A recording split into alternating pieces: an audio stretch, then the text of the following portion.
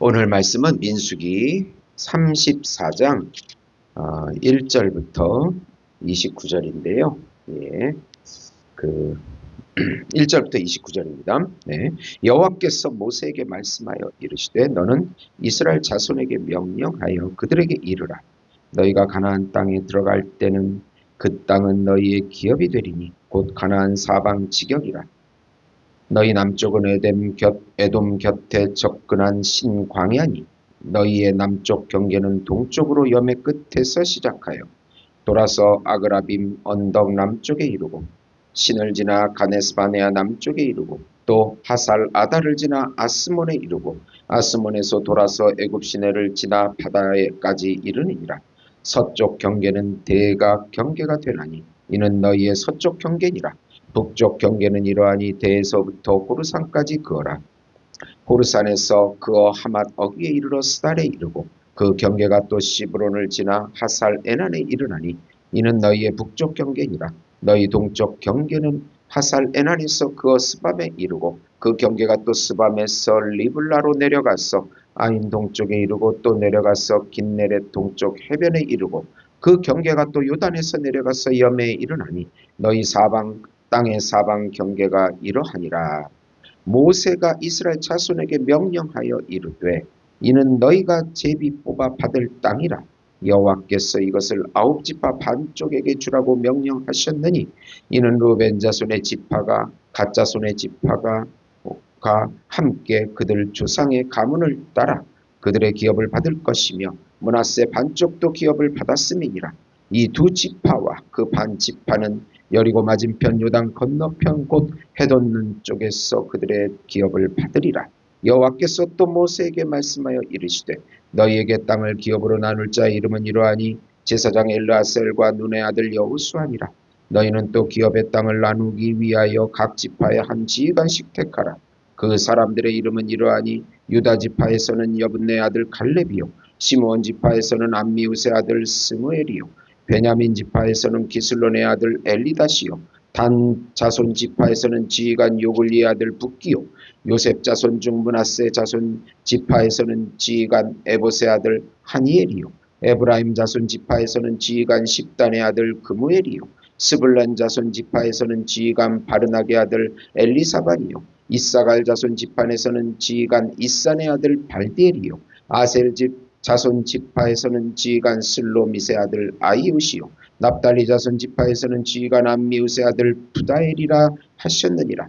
이들이 여호와께서 명령하사 가나안 땅에서 이스라엘 자손에게 기업을 받게 하신 자들이니라. 아멘. 네. 하나님 나라 안에서 살아가자는 제목으로 은혜를 나누고자 합니다. 민수기 34장은 하나님께서 이스라엘 백성에게 약속의 땅 가나안의 경계를 정해주시고 그 땅을 나눌 지도자를 세우시는 장면입니다. 겉으로 보면 단순한 지리적인 구획과 행정적 분배처럼 보이지만 그 안에는 하나님 나라의 중요한 원리가 담겨 있습니다. 하나님의 나라는 아무렇게나 세워지는 나라가 아니라 하나님이 정하시고 하나님이 다스리시고 하나님이 주시는 은혜로 누리는 나라라는 것입니다. 오늘 우리는 하나님 나라 안에 살아가자는 제목으로 세 가지 은혜를 나누고자 합니다. 우선 하나님께서 정해주신 예수님 안에서 살아가자는 것입니다. 오늘 말씀은 하나님께서 가나안 땅의 경계를 정해주시는 부분입니다. 동서남북의 모든 경계를 정하시고 그 안에서만 살게 하십니다. 가나안 땅은 아홉 지파 반에게 주고 요단 동편은 루벤 지파와 갓 지파와 므낫세 반 지파에게 줍니다. 이스라엘이 장차 차지할 땅의 경계는 이전에 하나님께서 아브라함에게 약속하신 것입니다. 그리고 나중에 다윗과 솔로몬을 통하여 완전히 성취되게 하십니다. 사마 8장 3절입니다. 참 다윗과 참 솔로몬으로 오신 예수님을 통해서 우리 신약은 하나님의 나라가 확장되기 시작합니다. 참왕이신 예수님의 통치를 받는 삶이 하나님이 정해주신 우리의 삶입니다. 여기를 벗어나면 하나님 나라 밖이 되는 것입니다. 본문에서 하나님은 가나안 땅의 경계를 매우 구체적으로 정해주십니다. 네. 이 말씀은 하나님의 나라가 하나님이 정하신 범위 안에서 살아가라는 삶을 보여주시는 것입니다. 이스라엘 백성은 자기 마음대로 땅을 선택할 수 없었습니다. 하나님이 정해주신 방법인 제비를 뽑아가지고 그 땅 안에서 살아야 합니다. 이것은 신약에서 예수 그리스도 안에서 예수 그리스도로 이름을 부르며 예수 그리스도를 의지하며 살아가는 삶입니다. 나가 아니요, 다른 사람도 아니요, 오직 예수님을 의지하는 삶입니다. 요한복음 14장 6절에 나는 길이요 진리요 생명이니 나로 말미암지 않고는 아버지께로 올 자가 없느니라. 하나님의 나라는 내 방식이 아니라 예수님이라는 경계 안에서 사는 삶입니다. 세상은 자유를 강조합니다. 자유를 강조하니까 막 동성애가 나오고 온갖 인권이라는 미명하에 수많은 자기애적 법들이 출몰하고 혼란이 오고 싸우고 난리입니다. 성경은 참된 자유는 하나님이 정하신 그 예수 안에서 살아가는 것입니다. 예수 밖에는 자유가 아니라 오히려 방황만이 존재합니다. 예수 안이 참된 생명입니다. 어느 목자가 양을 키우고 있었습니다. 양들은 울타리 안에 있을 때는 평안하고 안전했습니다. 그러나 한 마리가 울타리를 넘어 나갔습니다. 처음에는 자유로운 것 같았지만 곧 길을 잃고 위험에 빠졌습니다. 결국 목자가 찾아와 다시 울타리 안으로 데려왔습니다. 그 양은 그때 깨달았습니다. 울타리는 나를 가두는 것이 아니라 나를 지켜주는 것입니다. 수많은 이리떼가 울타리를 벗어나는 그 순간 달려들기 때문입니다. 사랑하는 성도 여러분, 우리는 단순하지만 예수 안에 거해야 합니다. 생각도 선택도 삶의 방향도 예수 안에서 예수님이 주시는 말씀을 따라가야 합니다. 요한복음 15장 4절에 예수님께서는 내 안에 거하라 나도 너희 안에 거하리라 고 말씀하셨습니다. 두 번째로 하나님의 나라는 하나님이 세우신 지도자를 통하여 공동체적 질서로 세워지게 됩니다. 하나님은 가나안 땅을 분배할 대표자를 직접 지명하여 주십니다. 이것은 가나안 땅의 분배의 모든 과정이 철저하게 하나님의 섭리하에 이루어졌음을 보여줍니다.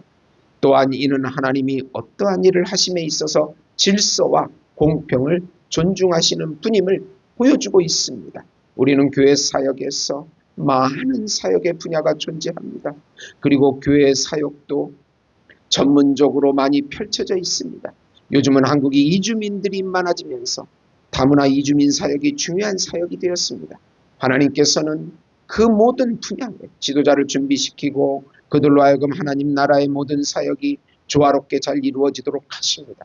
공동체적인 질서를 가지고 하나님의 나라가 세워지는 것입니다. 우리는 각 영역을 서로 존중하고 도와주면서 도움을 받으면서 하나님의 나라를 세워가는 것입니다.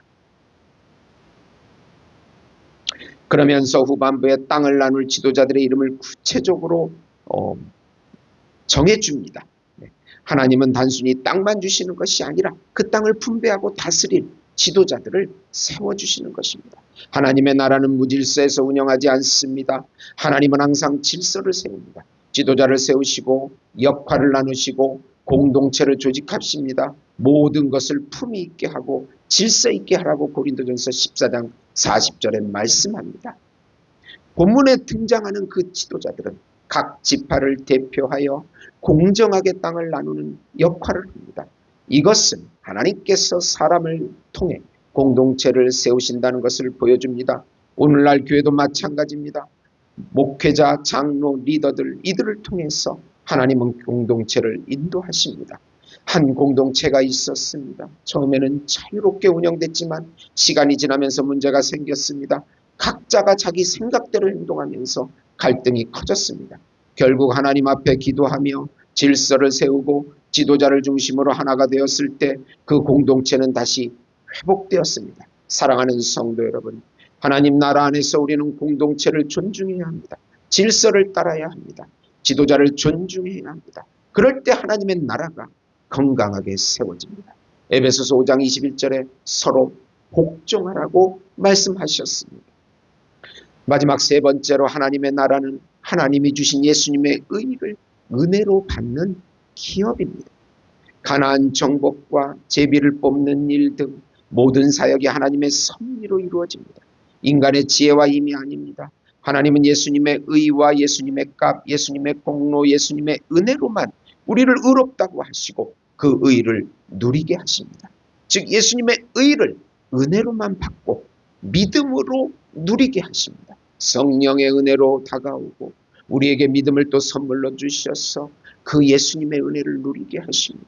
어느덧 한국교회가 많이 혼란해지는 것은 바로 인간의 공로가 득세하기 때문입니다. 하나님의 나라는 철저하게 예수님의 의로 통치받고 누려지는 나라입니다. 예수님이 우리 기업이 되시고 우리의 모든 것이 되어주십니다. 예수님은 성령님을 통하여 우리와 연합되어 우리의 의가 되어주시고 하나님과 화평하게 하십니다. 그래서 우리는 항상 예수 이름을 부르고 그분을 의지하는 삶을 살아야 하는 것입니다.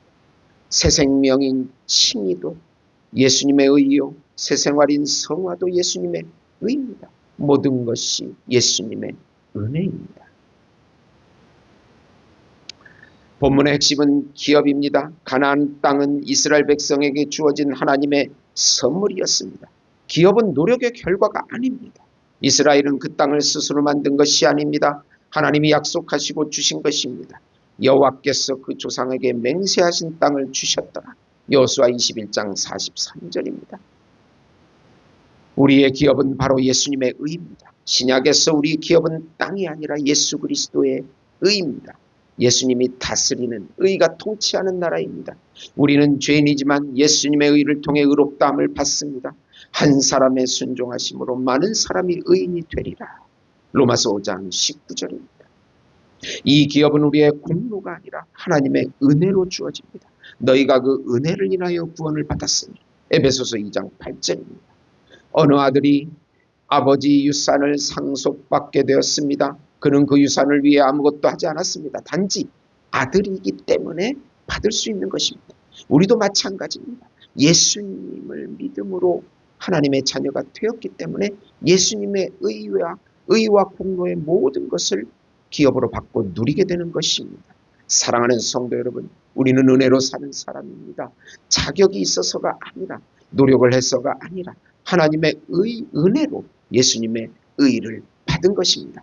그러므로 감사하고 순종하고 믿음으로 신앙생활 하는 것입니다. 사랑하는 성도 여러분, 민수기 34장은 하나님 나라의 중요한 세 가지 원리를 보여주고 있습니다. 우선 예수 안에 살아가십시오. 하나님이 정하신 경계 안에 거하십시오.